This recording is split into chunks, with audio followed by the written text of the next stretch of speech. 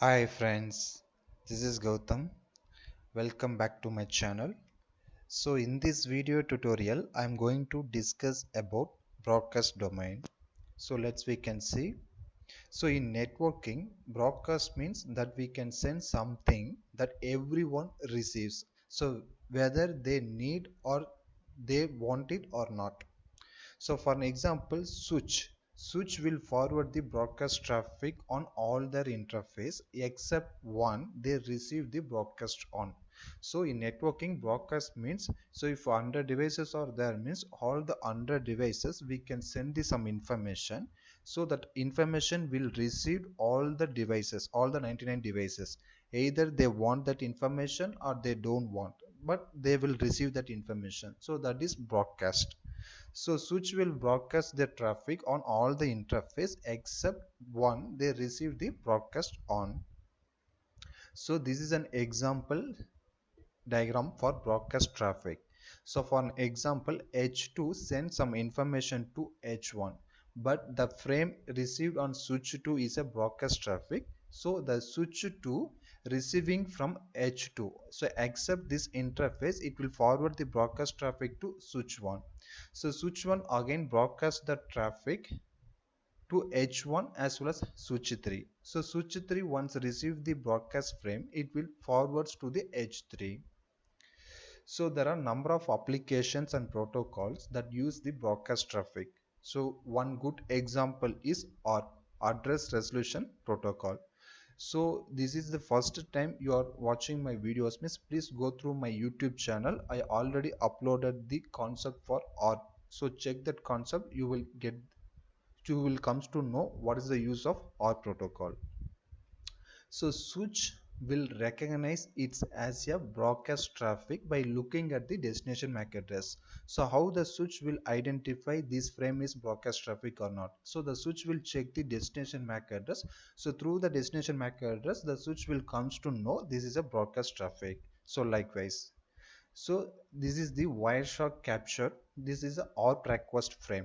So here in source MAC address is a source PC's MAC address, and destination MAC address you can see I highlighted in the destination MAC address, destination broadcast address. So here we can see FFF is a layer 2 broadcast address. So above you can see that the device, above we can see the destination MAC address is FFF. So that means this is a broadcast traffic. So the switch will also broadcast Ethernet frames if they have not learned the destination MAC address yet. So for an example, if switch receives the frame, it will check the destination MAC address. So the destination MAC address is not present in the switch MAC address table, means the switch will also generate the broadcast frame. So this we can see in upcoming video session how the switch will forward the frames. Okay, so now you can comes to know what is meant by broadcast traffic. So now what is broadcast domain? So broadcast domain is a collection of network device that receives the broadcast traffic from each other. So this is an example for broadcast domain. So three switches and three PCs, all three switches and PCs comes under a single network. So that's why we can call it as a broadcast domain. So broadcast domain means one single network equal to one broadcast domain. So these all three switches and PCs comes under single network. This is a single broadcast domain. So broadcast traffic is not very efficient. So in networking, broadcast traffic is not very efficient. So for an example, let's say, so through this example, now PC1 wants to know the MAC address of PC1. So PC2, let's say that ARP request is sent by PC2 to figure out the MAC address of PC1. So PC1 send ARP request to figure out the PC1 MAC address. So now the information in the ARP request is useless for switch 2, switch 3 and PC3, but they do receive it. So the ARP request information is useless for switch 2, switch 3 and PC3. So even though they will receive that information, ARP request. So now switch 2 and switch 3 have to waste the bandwidth forwarding the broadcast frame, and PC3 has to waste some CPU cycles to look at the ARP request that it does not care about. So switch 2 and switch 3, they are wasting their bandwidth, and PC3 they are wasting the CPU. So wasting some CPU cycles. So looking into that ARP request. So nowadays CPUs are fast, and we use fast Ethernet port, gigabit Ethernet port, 10 gig port, so like that. So the impact of broadcast traffic is not so bad. But in 20 years before, we are using the Ethernet port. So that time the broadcast traffic is a huge impact, because Ethernet port speed is 10 Mbps speed only. So but nowadays the broadcast traffic is not that much impact, but still is not that much bad. So broadcast domain with 1 to 1000 devices are common nowadays. So in single broadcast domain 1 to 1000 devices are common, but still single device sends lot of broadcast traffic, does affect the entire broadcast domain. So its good idea is to limit the size of your broadcast domain. So for an example, in a broadcast domain, so broadcast domain is a single network. In a single network 1000 devices are connected. So one device continuously sending in broadcast traffic will affect the 999 devices. So the good idea is to limit the size of your broadcast domain. So within a network within a single network we can connect 10 devices, 20 devices. So in case you are connected 10 devices or 20 devices, means if one device sending the broadcast traffic, it will be passing through within that 20 devices only. It won't send that broadcast traffic from one broadcast domain to another broadcast domain. So how do we create multiple broadcast domain? So how we can create multiple broadcast domain? So one way to do this is by adding a router to your network. Here we can see, instead of switch 1, I am using router 1. So now H2 sends and broadcast traffic. The switch will forward the broadcast traffic to router. So the router won't forward any broadcast traffic. So now that packet will forward to H1, means the router using the routing table to forward that packet. So that is different concept. So once we are learning the routing concept, so that time I will explain you the full how the router will forward the packets. So this is that broadcast domain. So same diagram I created in multiple broadcast domain. So instead of switch 1, I am using router 1.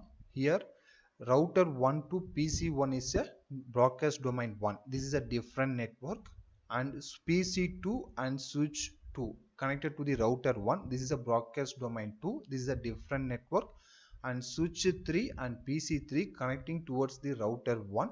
This is a broadcast domain 3. This is a different network. So broadcast domain 1, broadcast domain 2, and broadcast domain 3. So totally 3 different network. Now PC2 generate the broadcast traffic, means it won't forward. So the broadcast traffic will be passing within the broadcast domain 2. It won't send that broadcast traffic to broadcast domain 1 or broadcast domain 3.